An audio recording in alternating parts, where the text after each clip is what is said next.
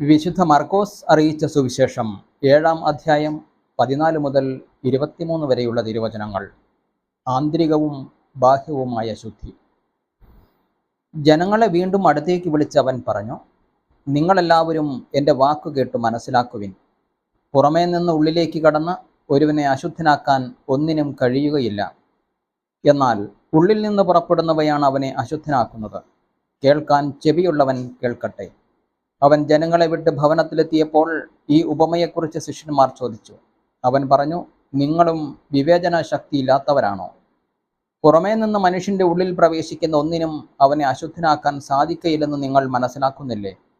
കാരണം അവ മനുഷ്യൻ്റെ ഹൃദയത്തിൽ പ്രവേശിക്കുന്നില്ല, പിന്നെയോ ഉദരത്തിലേക്ക് കടക്കുകയും വിസർജിക്കപ്പെടുകയും ചെയ്യുന്നു. എല്ലാ ഭക്ഷണപദാർത്ഥങ്ങളും ശുദ്ധമാണെന്ന് അങ്ങനെ അവൻ പ്രഖ്യാപിച്ചു. അവൻ തുടർന്നു, ഒരുവൻ്റെ ഉള്ളിൽ നിന്ന് പുറപ്പെടുന്ന കാര്യങ്ങളാണ് അവനെ അശുദ്ധനാക്കുന്നത്.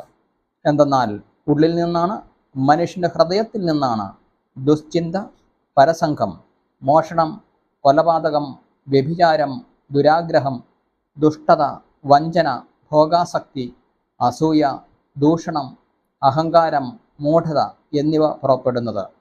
ഈ തിന്മകളെല്ലാം ഉള്ളിൽ നിന്ന് വരുന്നു. അവ മനുഷ്യനെ അശുദ്ധനാക്കുകയും ചെയ്യുന്നു.